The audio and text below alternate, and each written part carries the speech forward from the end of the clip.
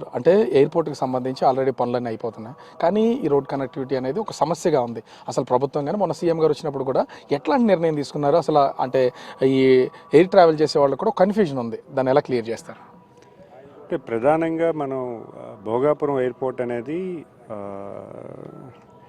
It is a long pending wish of Uttarandhra. Not only it gets connectivity. మనం ఏ international flying వెళ్ళాలన్నా కూడా మనం హైదరాబాద్ వెళ్ళడం, లేదా చెన్నై వెళ్ళడం, కలకత్తా వెళ్ళడం జరుగుతుంది.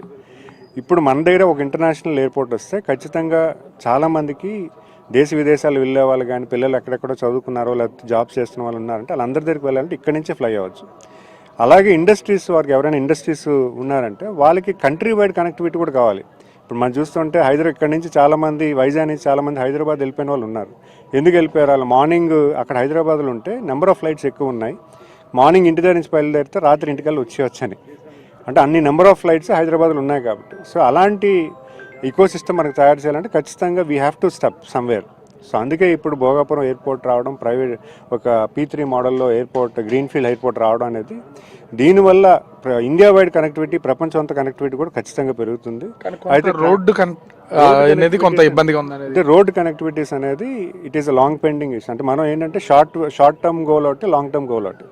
షార్ట్ టర్మ్ గోల్ కింద మనం ఈ రోడ్స్, కనెక్టివిటీ రోడ్స్ అన్నీ కూడా ఒక 7 రోడ్లని వైడన్ చేసి హైవే కనెక్ట్ చేసాం. లాంగ్ టర్మ్ గోల్లో కూడా మనం ఇప్పుడు VMRD ద్వారా బీచ్ రోడ్ నుంచి అలాగా మనం బీచ్ ఇంకో ఆల్టర్నేటివ్ వే కూడా తయారు చేస్తున్నాం.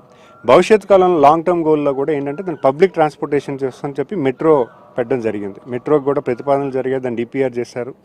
దాన్ని ఫ్లైఓవర్ బ్రిడ్జెస్ కానీ ఒక ఫ్లైఓవర్ అండ్ ఒక మెట్రో వెళ్ళేలా కూడా DPR చేసి ప్రతిపాదన పెట్టడం జరిగింది. అదే కాకుండా బీచ్ రోడ్లో కూడా వైడనింగ్ చేసే ప్రపోజల్ కూడా ఉంది. అంటే షార్ట్ టర్మ్ గోల్లో మనం ఎయిర్పోర్ట్ రీచ్ అవ్వడానికి ఎలా చేయాలి, లాంగ్ టర్మ్ గోల్లో ఏం చేయాలనేది కూడా ఒక గవర్నమెంట్కి ఒక ఆలోచన ఉంది.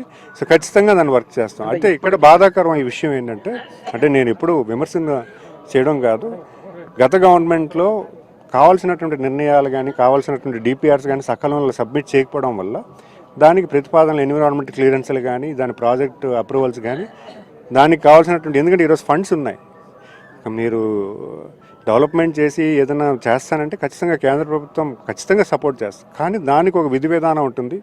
ఆ విధి విధానాల్లో మనం కొంత లేట్ అయ్యాం. దానికి ఖచ్చితంగా